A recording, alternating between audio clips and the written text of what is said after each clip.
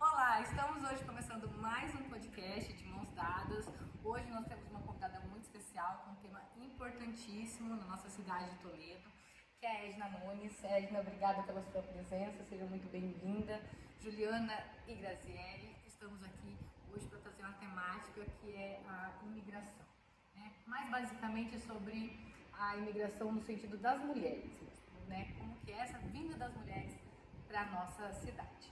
Então, Edna, muito obrigada por aceitar o nosso convite e seja muito bem-vinda a esse espaço que nós estamos criando hoje.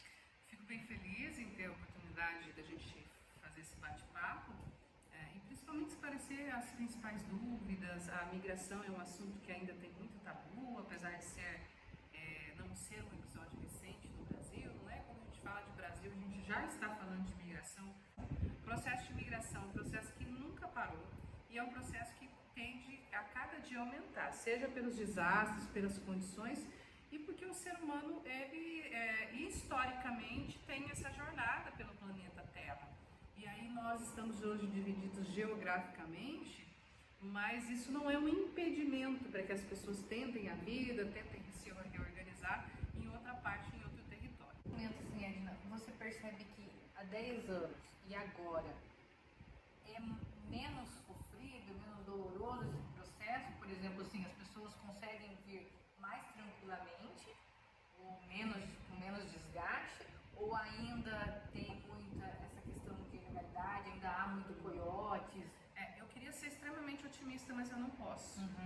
E pode ser que ao chegar aqui, pela presença tanto da embaixada, quanto das 10 anos de sensibilização que nós realizamos, esse começo dele seja mais fácil aqui em território nacional, no Brasil, né? Mas no deslocamento, infelizmente, eu preciso aqui ser bem pessimista. As relações humanas estão ficando cada vez mais cruéis. A gente não tem a humanização desse processo.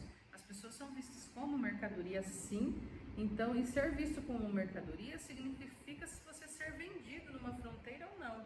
Todo o processo migratório é assim? Não. Mas quando ele é respeitoso, ele é uma exceção. A regra do processo migratório forçado é a crueldade. E aí, voltando aqui para o estudo das mulheres, eu acredito que o nosso foco que é as mulheres é um processo muito traumatizante também. Se está passando por tudo isso, ela não tem o mínimo de segurança de nada. E aí, quando a gente faz um recorte de mulher, pela experiência de campo, experiência prática que nós temos, a cada um direito violado de um homem em situação de migração, a mulher tem 7 direitos violados. É nesse âmbito que eu queria chegar. Se existe um fundo do poço para a migração, a mulher está abaixo desse fundo do poço. Por quê? Porque ela carrega consigo algumas responsabilidades, algumas culpas e algumas fragilidades. Geralmente a questão familiar dos filhos. Nós temos mulheres que deixaram parte dos filhos no país de origem, que migraram com parte dos filhos. Nós temos uma mulher que engravida nesse trajeto, às vezes essa gravidez é desejada, às vezes ela não é. A mulher, pelo comportamento machista de algumas etnias. Gente, quando eu falo isso, eu estou falando muito longe da ideologia, da lógica do que a gente pensa sobre o machismo. Eu estou falando da mulher que é impedida de sair de casa para aprender o idioma do país onde ela está. Eu estou falando da mulher que tem a documentação presa, que às vezes ela precisa servir todos esses homens pela condição de que ela tem um teto para morar. Estou dizendo de um mercado de trabalho que até 2, 3 anos, sem sensibilização, contratava 70% de homens, 30% de mulheres. Estou dizendo da mulher migrante que, a exemplo de nós brasileiras, muitas vezes tem uma renda inferior, apesar de ter as mesmas funções e as mesmas capacidades. E também estou dizendo de uma mulher que migra com a sua família e que percebe seus filhos passarem por necessidade, sofrerem todas essas violências na escola, muitas vezes abandonada pelos seus companheiros durante o processo migratório, independente do país que você esteja, a dificuldade do idioma de não fazer a denúncia, de não ter um tratamento médico adequado, de não ter um parto respeitoso. Então, assim, se para o homem é difícil, a gente faz essa conta e multiplica por 7 pelas mulheres. A violência de gênero no processo migratório é epidêmica. E a gente ainda não entende totalmente os motivos, apesar de a gente saber que a gente está numa sociedade que, infelizmente, na maioria dos comportamentos se comporta dessa forma com as mulheres, a gente tem uma dificuldade muito grande na preservação dos direitos humanos. humanitários dessa mulher no processo de migração, principalmente relacionado aos filhos. Essa mulher muda para um país sem nenhuma rede de apoio. Edna, quando a gente traz ali o recorte das mulheres, a gente percebe que a Embaixada Solidária, ela traz todos esses objetivos, dessa ajuda, dessa empatia, mas que há uma certa dificuldade de acessar algumas dessas mulheres, né? Justamente por conta da como ela está inserida realmente dentro dos lares, A cultura. isso, a cultura, Né? exatamente. Conta pra gente assim, quais são as estratégias que a embaixada utiliza para trazer essas mulheres, para tentar ter uma conversa, para tentar levar um alívio, talvez, né? Porque eu sei que às vezes o que precisa, entre tantas coisas materiais, mais aquele suporte ali emocional, às vezes até um abraço, né? Ela traz ali de alternativas, de estratégia para trazer essa mulher, para ter um pouco mais de contato. Só aproveitar junto com a Ju, uma coisa que eu acho muito importante saber também, como elas, dentro dessa pergunta, acho que já vai engajar, como elas se sentem, sabe, Edna? Tipo, quando elas são ouvidas, né? E, tipo, se sentem também acolhidas, qual é o retorno delas? Tipo, o que elas tendem a dizer também? Que é muito importante também, né? A gente fala em acolher, mas também nesse acolhimento você precisa ouvir, né? Ouvir uma escuta de qualidade.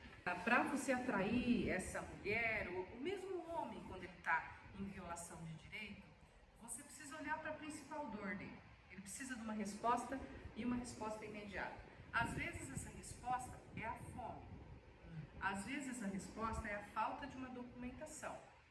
Às vezes a maior dor é a falta de trabalho, ou a falta de falar o idioma, a língua, ou é a falta de chegar e você não está sozinho, eu estou aqui, a gente pode conversar e etc. Então, o primeiro olhar que a gente tem sobre esse imigrante, às vezes ele está em situação de rua, ele precisa de um acolhimento de fato, físico, literal. O não pertencimento também, né? Que é muito forte. A gente tem isso, a gente até pode falar daqui a pouquinho, que é a tal da síndrome do deslocado, né? O que é isso? Então, essa é uma dor. Você olha para ele, o que ele traz de dor? Então, a primeira pergunta, o que eu posso fazer por você agora? Porque o depois, eu sei que eu tenho zilhão de coisas para fazer por ele. Então, a mulher pode dizer, não está confortável na minha casa.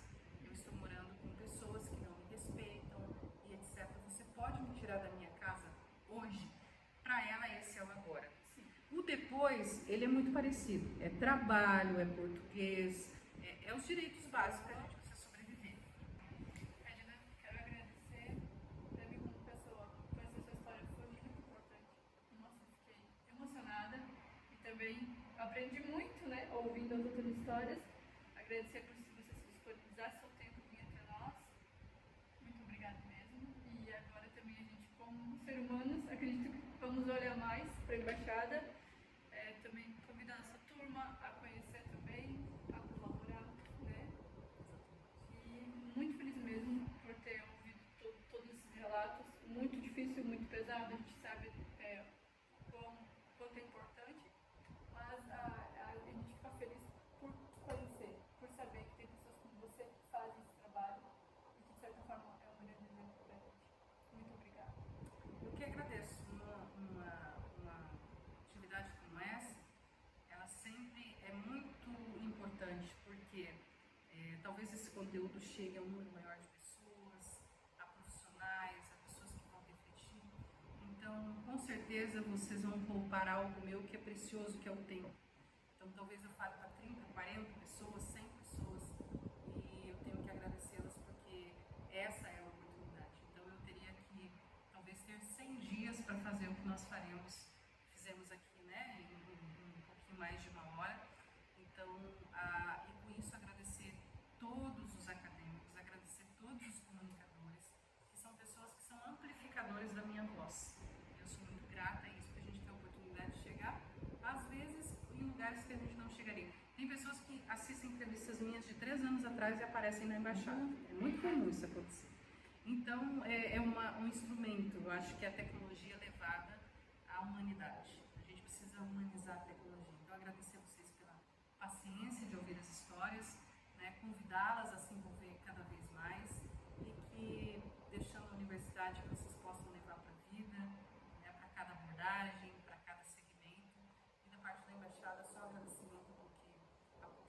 uma parceira das mais importantes que nós temos e a gente tem certeza que esse caminho só foi percorrido até aqui graças a essa parceria e graças a essa compreensão também.